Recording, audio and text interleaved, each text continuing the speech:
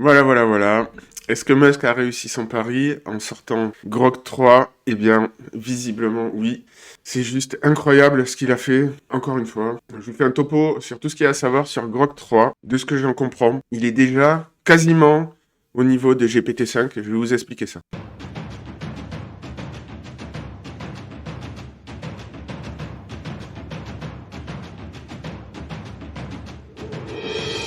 Donc ce matin, on a eu la présentation de Grok 3 par Elon Musk et son équipe. Ils ont dit beaucoup de choses hyper intéressantes. Mais pour que vous preniez la mesure de l'exploit qu'a réalisé Elon Musk, c'est juste incroyable.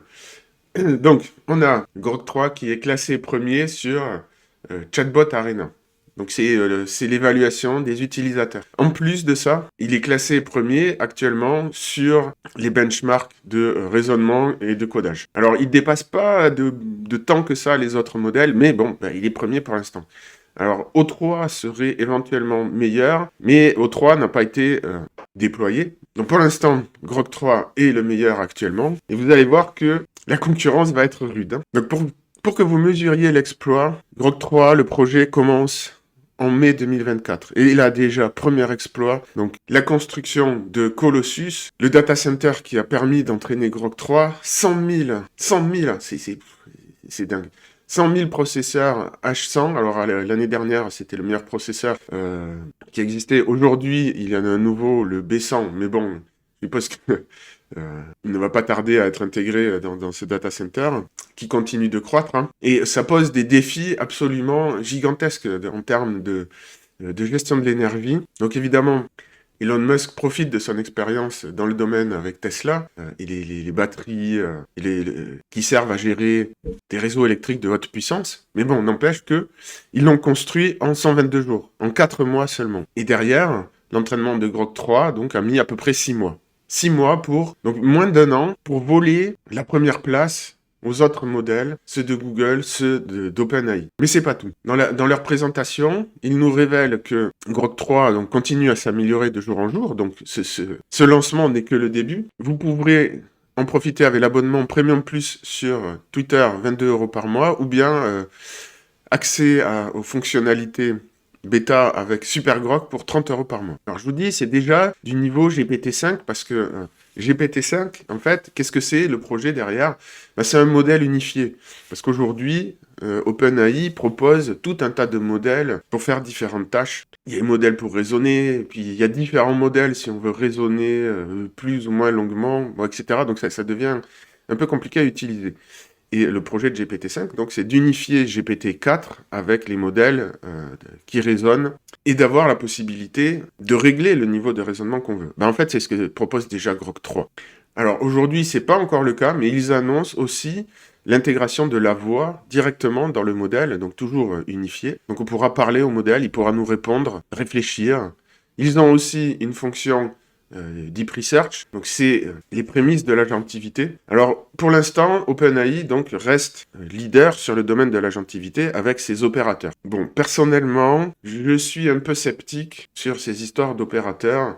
L'idée étant que ça permet de piloter des sites web, mais bon, dans la pratique, je suis pas sûr que ça rende tant de service que ça. En tout cas, le Deep Research qui a été lancé par OpenAI, il faut quand même leur reconnaître ce mérite, et qui est disponible aujourd'hui gratuitement sur Perplexity, ça fonctionne, et ça, c'est une fonctionnalité ultra utile.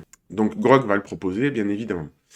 Dans la présentation, j'ai beaucoup aimé, parce que, en fait, les exemples qu'il donne d'utilisation de Grok, c'est Grok, aide-nous à aller sur Mars. Donc là, il montre une petite démo que je vais vous mettre d'orbital et de calcul de trajectoire pour aller sur Mars. Donc c'est un programme Python qui a été généré par Grok. So no, we can't tell you if that was actually correct solution. So we're going to take a closer look. Maybe we're going to call some colleagues from SpaceX, ask them if this is legit. It's pretty close. I mean, yeah, I mean, there's a lot of complexities in the actual orbits that have to be taken into account, but this is. Bon voilà, ici on voit dans l'interface donc le Deep Search, le Think pour demander du raisonnement, et Big Brain, c'est pour demander des longs raisonnements. Donc ce qui est important de noter, c'est que c'est un modèle qui a été entraîné à raisonner, c'est ce qu'ils disent, à partir des principes premiers. Je vous en ai déjà parlé, voir la vidéo sur la pensée profonde. où j'explique en fait comment ça fonctionne, ces histoires de penser par les principes premiers, les grands enseignements des petites choses du quotidien. Vidéo qui plaira aux polymathes, si jamais il y en a. Une vidéo qui n'a que 146 vues, c'est une honte. Vous devriez être plus nombreux à aller regarder ça, ça va vous apprendre beaucoup de choses. Ils espèrent décrocher des prix Nobel avec Grok 3 d'ici 2 ans. Bon, je pense que c'est un peu optimiste, mais je pense que ça va arriver. Et ils vont aussi mettre Grok 2 en open source très bientôt, à partir du moment où Grok 3 sera complètement déployé. Voilà, pour l'instant, il n'y a pas encore les API, mais elles arrivent. Il y aura la mémoire aussi des conversations. Alors ça, c'est fonctionnalité super intéressante parce que finalement, le modèle apprend à nous connaître et à améliorer la discussion petit à petit avec nous. Et il y aura possibilité de personnaliser Grok. Alors, ils ont été très évasifs là-dessus, donc je ne peux pas vous en dire beaucoup plus. Ce qu'il faut que vous compreniez aussi, c'est la perspective dans laquelle se situe Elon Musk. Évidemment, l'idée pour lui, c'était de prendre la première place et de faire le buzz avec ça, mais grâce à la puissance de son data center, l'idée, c'est de la conserver, la première place, d'une part. Donc ça va être difficile pour les autres de suivre le rythme. C'est pour ça qu'ils parlent tous d'investir dans des data centers gigantesques et de relancer la production de centrales nucléaires pour alimenter tout ça. Meta, si je dis pas de bêtises, ou Microsoft, non, je crois que c'est Microsoft, rachète ou va racheter, je sais plus, une centrale nucléaire aux États-Unis, Three Mile Island, je crois. Parce que les enjeux d'alimentation de ces data centers sont énormes. Et il y a des enjeux d'ingénierie juste incroyables. Hein.